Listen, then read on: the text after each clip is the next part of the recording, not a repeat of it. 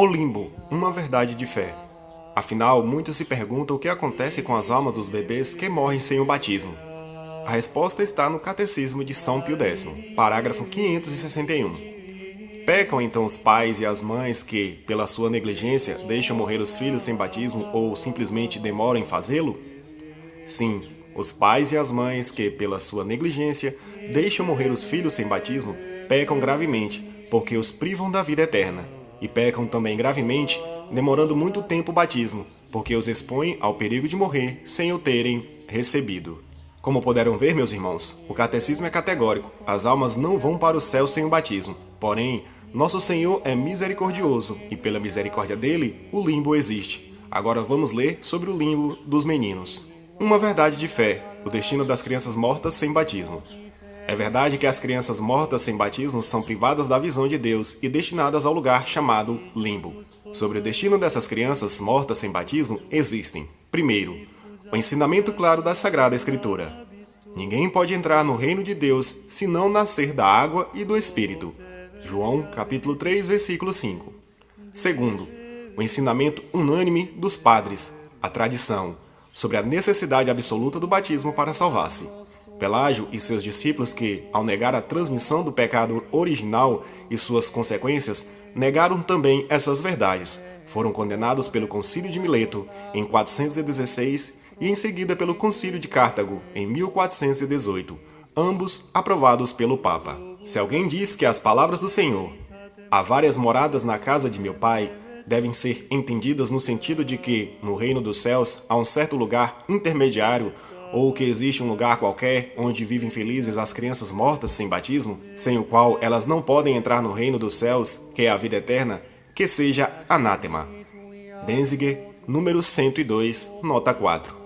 Esta doutrina foi em seguida reafirmada várias vezes por diversos papas e concílios, entre os quais o Concílio de Florença e de Trento, e nas diversas profissões de fé prescritas aos orientais pelos papas e pelos concílios. Basta conferir no Denziger, número 387, 588, 870 e 875. Particularmente, o Concílio de Florença afirma que o batismo é o único meio para tirar as crianças do poder do demônio. Confira no Denziger, número 603, e que aqueles que morrem unicamente com o pecado original, é o caso das crianças não batizadas, vão ao inferno, entendido aqui no sentido amplo, como lugar inferior, que acolhe os excluídos da visão de Deus, onde, entretanto, são submetidos a penas diferentes daqueles que morrem em estado de pecado atual grave. Confira no Denziger, número 693.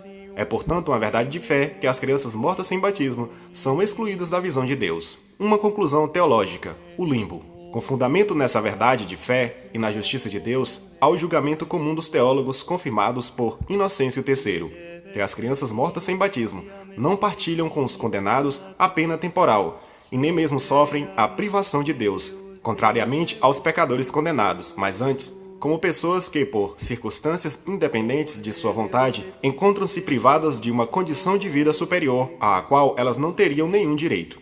Em consequência, a privação da bem-aventurança sobrenatural para as crianças mortas sem batismo é compatível com o estado de felicidade natural. Os teólogos concluíram com isso que a existência de um lugar inferior, sim, mas distinto do inferno dos pecadores condenados, e atribui-lhe o nome de limbo das crianças para distinguir do limbo dos patriarcas. A esta conclusão teológica foi defendida por Pio VI contra o Sínodo Herético de Pistoia, na bula Auctorem Fidei, de 1526. Artigo 6º. Se o limbo dos meninos é o mesmo limbo dos patriarcas, o sexto discute-se assim: parece que o limbo dos meninos é o mesmo limbo dos patriarcas. 1. Pois a pena deve responder à culpa. Ora, pela mesma culpa estavam encerrados no limbo os patriarcas e os meninos. É pela culpa original. Logo, devem ambos sofrer a pena no mesmo lugar. 2. Demais. Agostinho diz: muito branda é a pena dos meninos, mortos, com o só pecado original. Ora, nenhuma pena era mais branda que a sofrida pelos santos patriarcas. Logo, ambos sofreram suas penas no mesmo lugar. Mas, em contrário, assim como ao pecado atual é devido a uma pena temporal no purgatório e eterna no inferno, assim também ao pecado original é devido a uma pena temporal no limbo dos patriarcas e eterna no limbo dos meninos. Se, pois, inferno e purgatório não são idênticos, parece que idênticos também não são o limbo dos meninos e dos patriarcas. Solução: o limbo dos patriarcas e dos meninos, sem nenhuma dúvida, é diferente quanto à qualidade do prêmio ou da pena, pois os meninos não têm nenhuma esperança da vida eterna que tinham os patriarcas no limbo, nos quais também refugia o lumen da fé e o da graça. Mas quanto à situação, podemos crer com a probabilidade de que esses lugares eram idênticos, salvo que o limbo dos patriarcas estava em um lugar mais elevado que o dos meninos, como dissemos a respeito do limbo e do inferno. Donde a resposta à primeira objeção. Quanto à culpa original, os patriarcas e os meninos não se achavam nas mesmas condições, pois os patriarcas expiavam a culpa do pecado original como culpa pessoal, mas como culpa da natureza.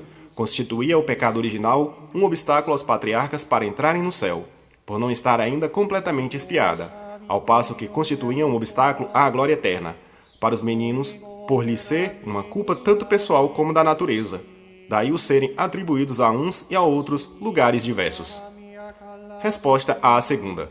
Agostinho se refere às penas incorridas por uma culpa pessoal, e essa a sofrem, brandíssima, todos os culpados apenas do pecado original. A ainda mais branda, porém, é a pena de aqueles impedidos de gozar a glória, não por culpa pessoal, mas por uma falha da natureza, e nesse sentido, a dilação mesma da glória é considerada pena.